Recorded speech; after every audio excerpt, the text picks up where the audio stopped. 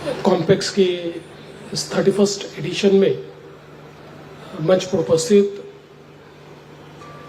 श्री दिनेश नायडू जी, प्रशांत उगे जी, रोहित जायसवाल जी, ललित गांधी जी, जयंती पटेल, संजय चौरासिया, यहाँ पर उपस्थित सभी बहनों और भाइयों, मैं कॉम्पेक्स को बहुत बहुत बधाई देता हूँ। विशेष रूप से हमारे Vidarbha computer and media dealers welfare association जो कॉम्पेक्स के आयोजक हैं, उनको बहुत बधाई देता हूँ कि पिछले 31 साल से लगातार उन्होंने इस कॉम्पेक्स का आयोजन किया और एक प्रकार से विदर्भ वासियों के लिए आईटी का क्षेत्र हो, अलग अलग प्रकार से जो डिजिटल गैजेट्स हो या फिर अलग अलग प्रकार की गेमिंग हो, सॉफ्टवेयर्स हो, एआई हो, ये जो सारे इमर्जिंग टेक्नोलॉजीज,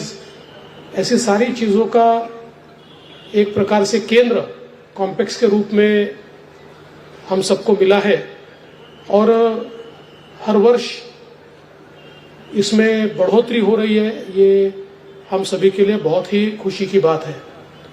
विशेष रूप से जैसा कि अभी नायडू जी ने बताया कि इस बार गेमिंग जोन को भी इसमें इंक्लूड किया गया है और मैं ऐसा मानता हूं कि आज ये जो गेम्स का एरिना है, ये जिस प्रकार से विस्तारित हो रहा है और जिस प्रकार से ये वैल्यू भी क्रिएट कर रहा है, ये रोजगार भी क्रिएट कर रहा है, तो मुझे लगता है कि इसमें हमारे जो लोग हैं उनका एंटर होना, इसमें उन्होंने सम्मिलित होना, ये भी बहुत ज़रूरी है और उसकी भी शुरुआत आप लोगों ने यहाँ पर की है, इसकी मुझे बहुत खुशी है। मैं आपको बताना चाहता हूँ कि विशेष रूप से हम सभी लोग जानते हैं कि आर्टिफिशियल इंटेलिजेंस ये जिस प्रकार से सारी स्पेस को चेंज कर रहा है और जिस तेजी के साथ चेंज कर रहा है, हम लोगों को उसको अडॉप्ट करना ये बहुत ज़रूरी है। कुछ समय पहले we entered into a MOU with Google and I'm very happy to tell you that in that MOU we decided to establish the Center of Excellence in Artificial Intelligence at IIIT Nagpur with Google. We have already started that and soon it will be one of the prime institutions working in AI. तो AI में भी हम लोगों ने बहुत बड़े पैमाने पर काम शुरू किया है और विशेष रूप से आज हम लोग देख सकते हैं कि जो हमारा सारा स्टार्टअप का क्षेत्र है, चूंकि कल ही yesterday was startup day and on the national startup day I have interacted with lot of startups. तो आज सबसे आवश्यकता यह है कि हमारे जो टेक स्टार्टअप्स है, इन टेक स्टार्टअप्स में विशेष रूप से एआई स्टार्टअप्स को हम लोग बढ़ावा दें, because the entire world is moving towards AI and the next generation startups are all AI startups. तो मुझे लगता है कि आज हमारी नागपुर जैसी जगह पर या विदर्भ में भी बहुत बड़े पैमाने पर स्टार्टअप की इकोसिस्टम तैयार हुई है और इस इकोसिस्टम में एआई पावर्ड स्टार्टअप्स को हम जिस तेजी से बढ़ावा देंगे, मुझे ऐसा लगता है कि एक नई इकोसिस्टम को हम लोग तैयार कर पाएंगे। हम लोगों ने ये भी तय किया है कि महाराष्ट्र में हम लोग इनोवेशन सिटी तैयार कर रहे हैं। We are making a innovation city because all of us know that the future is innovation. आज जिस प्रकार से हम लोग जिस दुनिया में हम लोग जी रहे हैं, ये दुनिया ऐसी है कि आपकी सोच जहां तक है, जो आप सोच सकते हो वो आप कर सकते हो। आज इस डिजिटल वर्ल्ड में एआई ने और हमारी सारी कंप्यूटिंग क्षमता ने इस प्रकार से हमको एक व्यवस्था खड़ी कर दी है कि जो हम सोच सकते हैं उसको हम वास्तविकता में ला सकते हैं और उसी के कारण इनोवेशन एक बहुत महत्वपूर्ण इस प्रकार का विषय होता है।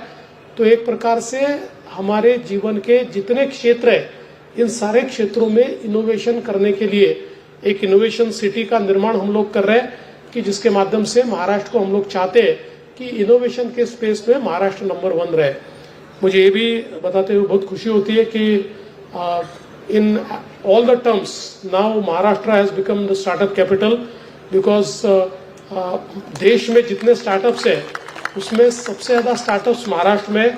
इन terms of number we were always number 1, but in terms of value, Bangalore was number 1, Karnataka was number 1. But in last 1 year, we have surpassed Karnataka and Bangalore, and now in terms of value also, Maharashtra has become number 1. और इसमें मुझे ऐसा लगता है कि technology का एक बहुत बड़ा रोल है, क्योंकि आज हम लोग देखते हैं कि ये जो सारे स्टार्टअप्स है ये टेक्नोलॉजी को लिवरेज करते हुए हमारे लिए ईज ऑफ लिविंग तैयार करते हैं। और जब ईज ऑफ लिविंग तैयार करने वाला कोई भी स्टार्टअप ये स्केलेबल होता है, कमर्शियल होता है, तो एक प्रकार से वो बहुत तेजी से आगे बढ़ता है। आज हम लोग जानते हैं कि देश के यूनिकॉर्न्स में भी सबसे ज्यादा यूनिकॉर्न्स ये अपने महाराष्ट्र में ही आते हैं। तो एक टेक्नोलॉजी रिलेटेड महाराष्ट्र एक प्रकार से देश को लीड कर रहा है। आज फिनटेक में अगर हम लोग देखेंगे तो फिनटेक में Mumbai is not just financial capital, it's also fintech capital of India. तो फाइनेंशियल टेक्नोलॉजीज में भी बहुत बड़े पैमाने पर महाराष्ट्र जिस प्रकार से रोल अदा कर रहा है, तो मैं ऐसा मानता हूं कि ऐसे समय टेक्नोलॉजी के स्पेस में जितने लोग काम करते हैं उनकी कैपेबिलिटीज को डिस्प्ले करना, उनकी कैपेबिलिटीज को एक प्रकार से लोगों के बीच ले जाना और लोगों में उसके बारे में अवेयरनेस बढ़ाना, ये भी बहुत महत्वपूर्ण है। और वही काम कॉम्पेक्स के माध्यम से आप लगातार यहाँ पर कर रहे हैं। मुझे इस बात की बहुत खुशी है। मैं कॉम्पेक्स को बहुत बहुत शुभकामनाएं देता हूं और ऐसे ही नई नई चीजें आप करते रहे।